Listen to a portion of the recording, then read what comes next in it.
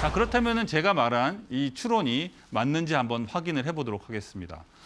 당시에 18세기, 19세기에 영국이 얼마나 많은 전쟁을 했는지에 대해서 한번 제가 정리를 해보도록 하겠습니다. 제일 먼저 아우구스부르크 동맹전이라는 게 있는데 일명 9년 전쟁이라고 하는데 1688년부터 1697년까지 진행됐던 전쟁인데요.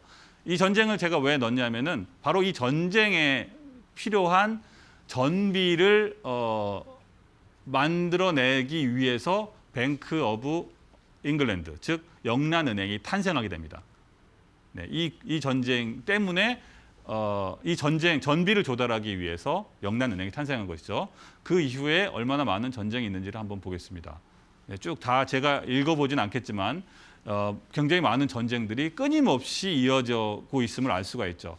여기서 중요한 것은 제가 여기서 선택한 이 전쟁들은 이 중요한 공통점은 뭐냐면은 유럽 내에서 한 나라와 한 나라 간의 분쟁이 아니에요. 이 하나의 전쟁, 여러분이 적혀 있는 이 하나하나의 전쟁마다 많은 나라들이 참가를 하게 되고 유럽 본토에서도 전쟁하면서 동시에 식민지에서도 전쟁이 벌어지는 겁니다. 이를테면은 유럽 내에서 유럽 본토에서 영국과 프랑스가 전쟁을 하게 되면은 신대륙, 아메리카 대륙에서 영국과 프랑스 군대가 전쟁을 벌이게 되는 것이죠. 그게 위에서 세 번째인 프렌치 인디언 전쟁입니다. 뭐 이런 식으로 모든 전쟁들이 복잡하게 얽히게 되는 거예요. 그런데 이 전쟁들은 결국은 다 발권과도 밀접한 관계가 있다고 그렇게 말을 할 수가 있습니다.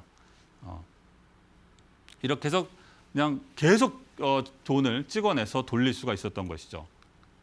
그런데 이렇게 해서 끊임없이 전쟁을 벌이면서 결국은 스스로의 함정에 빠지게 됩니다. 즉 돈에 취해서 더 이상 자신들이 컨트롤할 수 있는 이 봉건 국가들이, 왕정 국가들이 스스로가 스스로를 컨트롤할 수 없는 그러한 상황에 빠지게 됩니다. 그 전쟁이 무엇일까요? 바로 1차 세계대전입니다. 결론적으로 말하자면 이 1차 대전을 끝으로 봉건 왕정은 지구상에서 사라지게 됩니다. 네. 자, 그런데 그것을 이제 금융 관점에서 보자면 유럽은 끝없는 전비를 지출하게 됩니다. 왜냐하면 1차 대전이라는 것은 지금까지 전쟁과는 차원이 달랐어요. 과학기술도 발전을 했을 뿐만 아니라 정치적으로 완전히 엉켜버리기 때문에 사실 1차 대전이 왜 일어났는지, 왜 자신들이 저쪽과 싸우게 됐는지 아무도 몰랐어요. 아무도 제대로 알고 있는, 왜 싸우는지를 아무도 모르는 뒤죽박죽의 상황이 벌어졌고, 그리고 또 한편으로 참호전이 벌어지면서부터 언제 끝날지도 알 수가 없었습니다. 기약이 없는 전쟁, 왜 싸우는지는 모르는. 근데 한 번 발을 들였기 때문에 이거를 빠져나갈 수가 없는 상황이었죠. 그래서 끝없이 전비를 지출할 수밖에 없었다는 것이죠. 그런데 여기서 등장한 국가가 미국이었습니다. 미국은 공식적으로 먼로주의라는 것을 내세우면서 1차 대전에 참전하지 않았어요. 물론 마지막 몇 달 참전했지만 그전 몇 년 동안은 1차 대전 참전하지 않았습니다. 그런데 전쟁에 직접 참여하지는 않았지만 영국과 프랑스 쪽에 계속 그 전쟁 물자들을 공급했습니다. 즉 돈을 번 것이죠. 쉽게 말하면 광을 팔았다고 볼 수가 있어요. 그래서 엄청나게 많은 이 수익을 올리게 됩니다. 그래서 전쟁이 끝나고 보니까 유럽은 끝도 없는 전쟁으로 일할 사람들은 다 죽어버리고 건물들은 다 부서지고 인프라는 다 부서지고 그리고 돈도 전비를 지쳐서 빚에 허덕이게 되는 상황이 벌어지죠. 경제가 완전히 붕괴했습니다. 그리고 아까 말한 대로 봉건 왕정 자체도 다 없어졌어요. 이제 왕이 다스린 나라가 사라지게 됩니다. 반면에 미국을 보게 되면은 미국은 전쟁 특수 때문에 돈이 넘쳐나게 됩니다. 그래서 1920년대에 엄청난 버블 경제가 생깁니다. 여러분이 음악을 좋아하시는 분들은 그 미국의 재즈 시대라는 그러한 그 말을 아마 용어를 들어봤을 겁니다. 그렇게 돈이 넘치고 흥청망청한 시대가 바로 1920년대 미국이었고 그 이유는 바로 1차 대전의 특수였다. 이렇게 말을 할 수가 있습니다.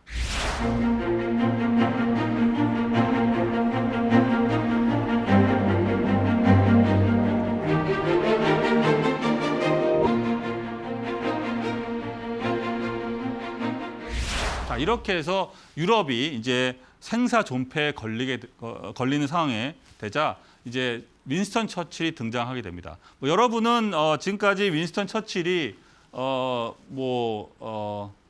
우리가 전쟁 시에 수상으로만 알고 있는데 윈스턴 처칠이 수상을 역임했던 기간은 그렇게 얼마 되지 않아요. 네, 윈스턴 처칠은 그 이전에도 이후에도 많은 역할을 하게 되는데 그 중에서 매우 의미 있는 중요한 역할을 했던 시절이 바로 이 시절입니다. 윈스턴 처칠이 재무장관으로 긴급하게 부임하면서 했던 첫 번째 일이 뭐였냐면은 첫 번째 작업이 뭐였냐면 근본위제를 원상으로 복귀시키는 겁니다.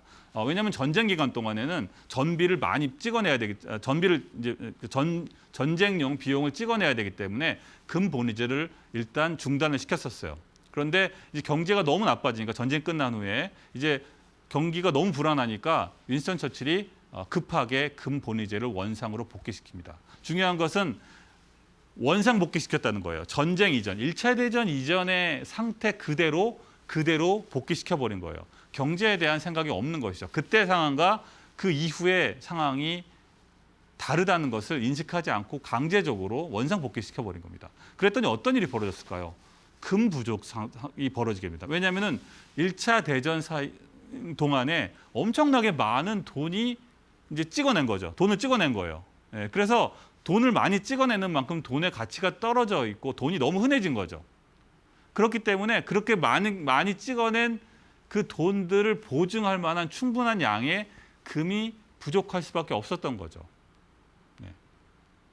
이런 그 딜레마에 빠지게 됩니다. 그래서 윈스턴 처칠은 미국을 압박을 하게 됩니다. 그래서 미국에 잔뜩 모여져 있던 금을 내놓으라고 그렇게 협박을 하죠. 그래서 미국으로부터 많은 금들을 계속 이제 영국으로 이제 다시 회수하게 됩니다. 회수하게 되는데 그 상황에서 바로 대공황이 일어나게 됩니다.